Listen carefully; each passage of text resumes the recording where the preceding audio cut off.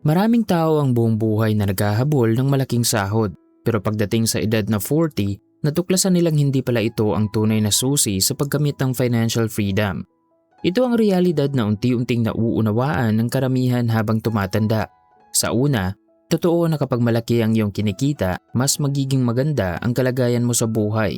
Pero habang lumilipas ang panahon, nauunawaan ng karamihan na kahit mahalaga ang malaking sahod, hindi lang ito ang sagot para magkaroon ng financial stability ang isang tao.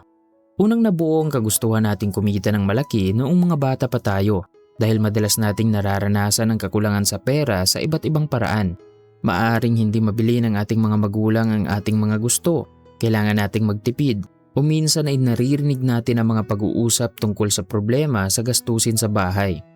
Dahil din sa impluwensya ng ating mga magulang, kamag-anak, guro at mga tao sa ating paligid na paulit-ulit na nagsasabing mag-aral ka ng mabuti para paglaki mo ay makahanap ka ng magandang trabaho na may malaking sahod.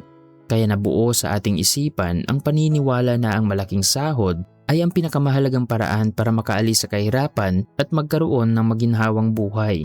Dahil sa paniniwalang ito, nagsusumikap tayong mag-aral ng mabuti. Naniniwala tayo na ang matataas na grades ay ang magbubukas sa atin ng opportunity na makakuha ng magandang trabaho na may malaking sahod sa hinaharap. Sa bawat exam na pinaghahandaan natin at sa bawat gabing nagpupuyat tayo, dala natin ang pag-aasang balang araw ay magiging maayos din ang ating buhay pinansyal. Pagkatapos ng maraming taon ng pag-aaral at pagsisikap, sa wakas ay nakahanap ka na rin ng trabahong may malaking sahod. Sa simula, napakasarap sa pakiramdam. Nakakabili ka ng mga bagay na dati ay pangarap mo lang. Nakakakain ka sa mga magagandang lugar at mas nagiging komportable ang iyong pamumuhay. Pakiramdam mo ay naabot mo na ang tagumpay na matagal mong hinahangad. Pero habang lumilipas ang mga taon, napapansin mong kahit malaki ang iyong sahod, parang hindi pa rin stable ang iyong financial situation. Habang tumataas ang iyong sahod, tumataas din ang iyong mga gastusin, responsibilidad at mga obligasyon. Wala kang ibang inaasahan kundi ang iyong monthly income.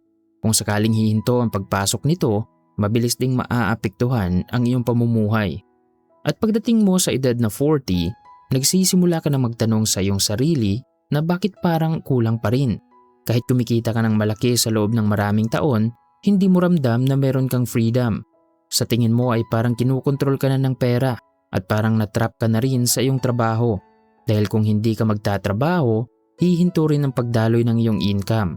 Sa paghahanap mo ng sagot, natuklasan mo ang isang mahalagang konsepto na ginagamit ng mga mayayaman. At yon ay ang konsepto ng cash flow.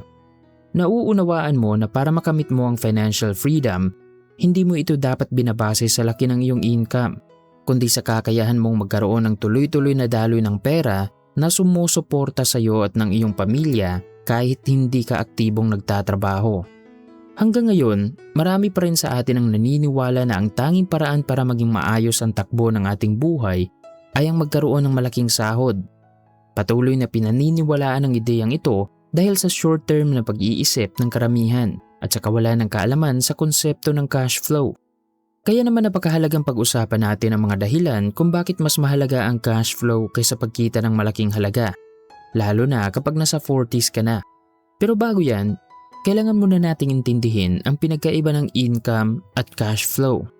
Ang income ay perang natatanggap mo mula sa iyong employer kapalit ang iyong oras at serbisyo. Posibleng maliit, halimbawa 20,000 pababa sa loob ng isang buwan, at posible ring malaki, 80,000 pataas. Pinapakita lamang ng sahod ang perang pumapasok mula sa iyong trabaho. Ang cash flow naman ay ang movement o galaw ng ating pera, kung magkano ang perang pumapasok at perang lumalabas. Pinapakita nito ang entire picture ng ating finances. At dito rin natin malalaman kung ano ang current financial condition natin. Ang simpleng formula ng cash flow ay total income minus total expenses. Kung gagamitin natin ang formulang ito, dito natin maiintindihan kung bakit mas mahalaga ang cash flow kaysa pagkakaroon ng malaking income. Halimbawa, merong dalawang magkaibigan na ang pangalan ay Peter at John. Si Peter ay kumikita ng 120,000 pesos kada buwan at ang kanyang total expenses ay 115,000 pesos. Base sa kanyang cash flow, meron na lang siyang natitirang 5,000 pesos.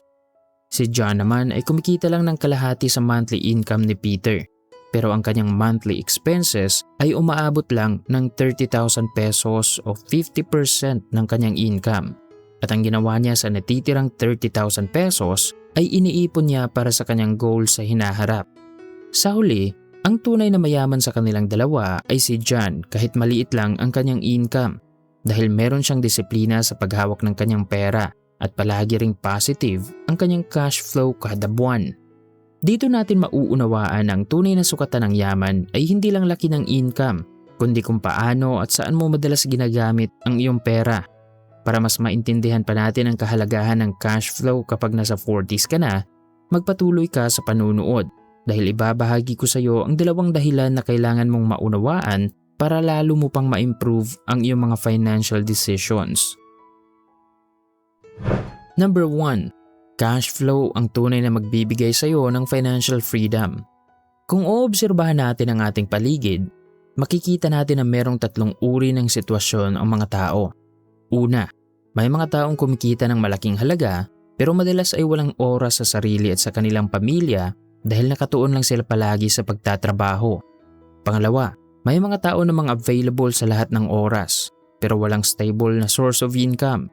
At pangatlo, may mga taong parehong may pera at hawak din nila ang kanilang oras. Nagagawa nila ang mga bagay na gusto nilang gawin at kahit hindi sila aktibong nagtatrabaho, patuloy pa rin ang pagdating ng kanilang income. Marami ang nag-aakala na ang financial freedom ay tungkol sa pagkakaroon ng malaking sahod. Pero ang katotohanan, nagiging financially free ang isang tao kapag hindi na nakadepende ang kanyang income sa kanyang oras. Dahil kung iisipin mo, kahit gaano pa kalaki ang iyong monthly income, kung palagi naman itong nakadepende sa iyong lakas, oras at presensya, ang mangyayari kapag huminto ka sa pagtatrabaho ay titigil din ang pagpasok ng iyong pera. Kaya sa halip na mag-focus sa income, mag-focus ka sa iyong cash flow. Magsimula ka sa pag-alam kung ano ang pinagkaiba ng cash flow pattern ng taong na-stuck sa rat race at taong nakamit ang financial freedom.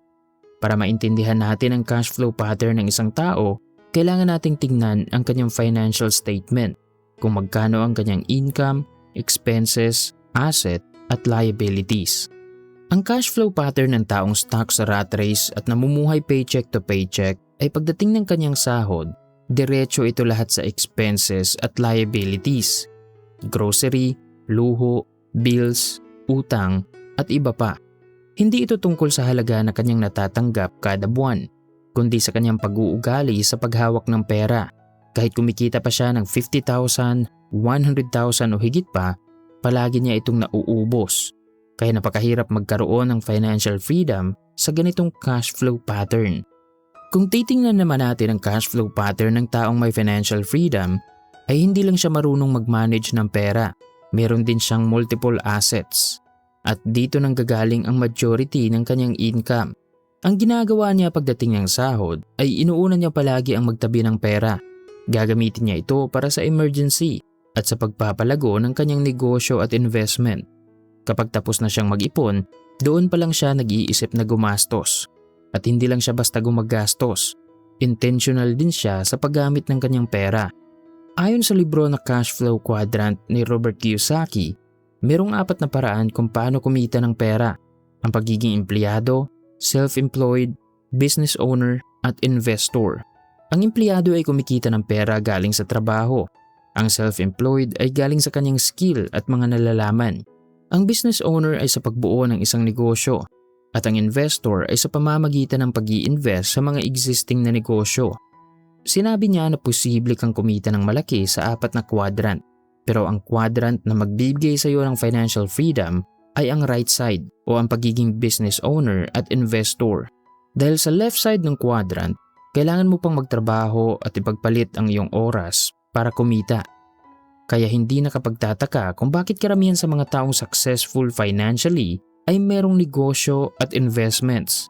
Naiintindihan nila na kapag inayos nila ang kanilang cash flow pattern, makakabuo sila ng asset na kayang magbigay sa kanila ng income kahit hindi sila nagtatrabaho. Kaya kung nasa 40s ka na, ang pinakamahalagang tanong ay hindi kung magkano ang iyong kinikita, kundi kung sakaling titigil ako sa pagtatrabaho ngayon, gaano katagal akong mabubuhay nang hindi nag-aalala sa pera. Number 2. Cash flow ang tunay na sukatan ng yaman. Hanggang ngayon, marami pa rin sa atin ang naniniwala na ang kahulugan ng yaman at success ay kapag nakatira ka sa malaking bahay, merong sasakyan at may malaking sahod. Malakas ang impluwensya ng ideyang ito dahil sinusuportahan ito ng media at mga tao sa ating paligid. Mahalaga na meron kang maayos na bahay at kumikita ka ng sapat. Pero sa huli, hindi ito ang sukatan ng tunay na yaman. Ang tunay na yaman ay kapag meron kang freedom, yung nagagawa at nabibili mo ang iyong mga gusto. Meron kang oras sa iyong pamilya at hindi ka nangangamba kung saan kukuha ng pera sa panahon ng emergency dahil meron kang maayos na cash flow. Halimbawa, kumikita ka ngayon ng 200,000 pesos kada buwan sa iyong trabaho. Masasabi natin na malaki ang halagang ito kung ikukumpara mo sa average na sahod ng karamihan. Gamit ang halagang ito, kaya mong ipakita sa iba na mayaman ka. Afford mo ang mamahaling gamit, bakasyon at iba pang mga luho. Pero kung ang 100% ng iyong monthly income ay napupunta sa mga bayarin at obligasyon, hindi natin masasabi na mayaman ka. Dahil paano kung nagkaroon ng emergency? Posibleng wala kang choice kundi ang mangutang. O paano kung nahinto ka sa trabaho? Kaya mo bang suportahan ang iyong sarili nang hindi ka nagtatrabaho? Kaya sa edad na 40s, dito mo maunawaan na ang tunay na yaman ay nakabase sa kung gaano katatag ang daloy ng iyong pera at hindi sa kung gaano ito kalaki. Maiintindihan mo rin na wala ka nang dapat patunayan sa iba.